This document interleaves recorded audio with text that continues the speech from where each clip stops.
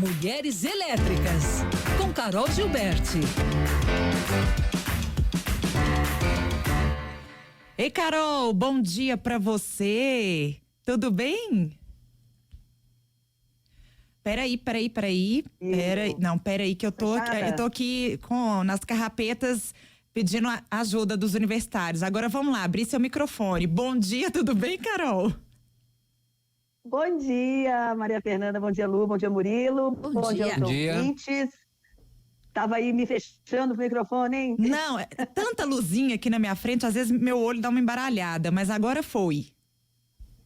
Imagino, parece cockpit de avião, né? Exatamente. Aquele tanto de botão que a gente fala assim, não devo mexer em nada, que algo vai acontecer, né? Mas deu certo, agora foi. Deu certo. Gente, peço perdão pela minha voz, eu estou rouca, mas acho porque foi de um final de semana de muitas comemorações, encontro com os amigos, e aí minha voz não conseguiu manter o ritmo, sabe? Ah, mas é uma rouquidão boa, então. Excelente motivo. O Murilo tá aqui com uma cara meio mais ou menos, porque ele tá sem voz, o Murilo. Garganta tá ruim também, Carol. Tempo muito seco. Eu também tô com uma seco, exatamente. Eu também tô nessa vibe. Mas, gente, não deixo de vir, né? Até mesmo porque essa semana a gente tem uma entrevistada nova e eu estava aqui acompanhando, né, gente, as notícias anteriores, e eu sou fã, eu gosto muito quando tem dados, né, pesquisas, e eu estava ouvindo aqui essa pesquisa falando sobre educação, e eu falei, gente, como que isso é importante a gente trazer?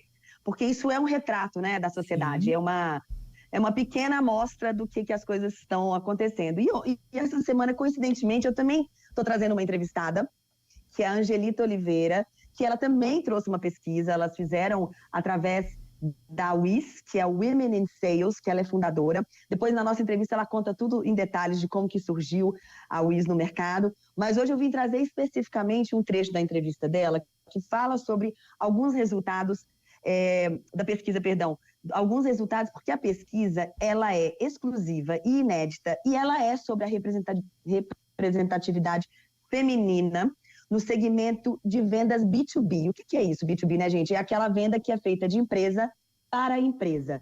Então, como que é esse retrato dessa parte, né? E, assim, eu acho que não é muito...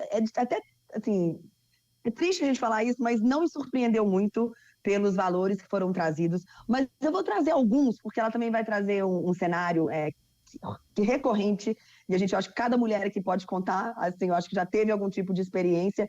Mas, por exemplo, mais da metade dessas mulheres se queixaram de assédio, né, dentro dos ambientes de trabalho. Por exemplo, elogios constrangedores, isso foi mais de 80%. Convites ou insinuações constrangedoras, quase 80%, 78,1%. Críticas ou piadas sobre a vida privada, 75,9%. E a lista vai. Só que hoje a fala da Angelita é sobre como que muitas vezes a mulher sofre certos preconceitos por causa da gravidez, né, da maternidade.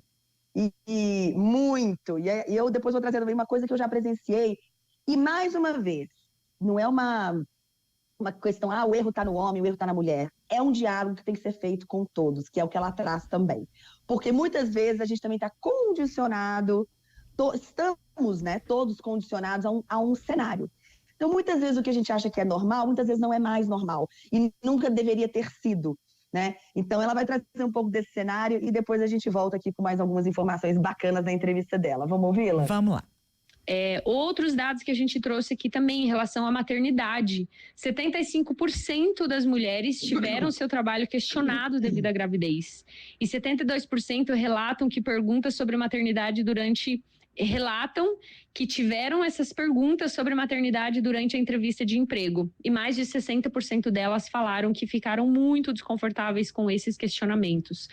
Infelizmente, a gente sabe que a maternidade, ela é uma coisa que ela prejudica a mulher na carreira, mas ela não prejudica o homem. E, na verdade, ninguém deveria ser prejudicado. Se a gente tivesse culturas mais inclusivas, culturas que acolhessem muito mais. Eu já passei por mulheres em entrevista. Na nossa pesquisa, depois a gente vai disponibilizar o relatório, a gente trouxe relatos de mulheres para tornar a nossa pesquisa muito mais humanizada.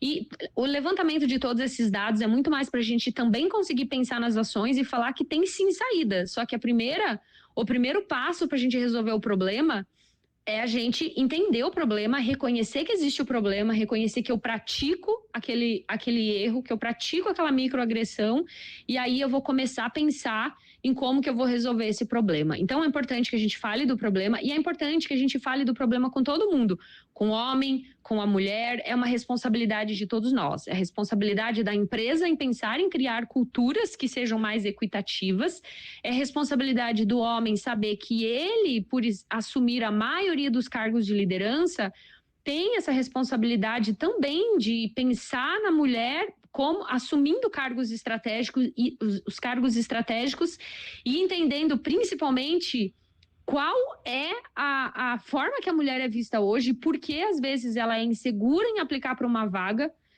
Num dado da nossa pesquisa que também mostra que mais de 60% das mulheres já deixaram de aplicar para uma vaga por não se sentir preparada, mesmo ela tendo os requisitos. Então, quando o homem entende isso, que a mulher vai se sentir de certa forma insegura, ele vai fazer um esforço. Vou dar um exemplo aqui. Eu já entrevistei uma moça para uma vaga de vendedora e quando eu vi o currículo dela, eu falei, olha, você tem bastante experiência como líder e eu também tenho uma vaga de líder.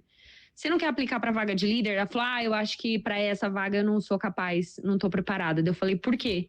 Ela, que eu não sei se eu sou muito boa, não sei se eu vou mandar bem, eu acho que eu vou me sentir mais segura na vaga de vendedora. Se eu não estivesse preparada e entendesse que a mulher vai se sentir insegura, mesmo ela sendo capacitada, a gente descarta um grande talento. E aí, Carol? Essa questão de falar, descartar grandes talentos é o que me chamou bastante atenção. Porque, mais uma vez, eu repito, e a gente já teve essa conversa aqui várias vezes, se a gente continuar fazendo as coisas nos moldes antigos, né, na forma como as pessoas faziam sempre, repetindo como uma manada, sem refletir, sem ter a intencionalidade, nós vamos ter talentos desperdiçados. E isso é para qualquer setor, gente. Se a gente não tiver incentivo, se não tiver a consciência, se não tiver a intencionalidade, a ação com intenção de trazer o esporte, a gente vê isso no Brasil, quantas, né, Rebecas, né, quantos atletas estão aí, né, espalhados pelo nosso Brasilzão, porque não há ainda incentivo suficiente, não há ainda projetos, não há ainda ações, não há intencionalidade de criar e né, fazer como se fosse uma escola mesmo, você identificar talentos. E isso a gente precisa de um olhar e de uma empatia que a gente pode sim aplicar. Então, assim, para a gente finalizar, um outro dado que me chamou bastante atenção, que isso me tocou a alma, e a minha, vamos dizer assim, a minha trajetória particular, você tem discriminação pela aparência ou pela sua idade.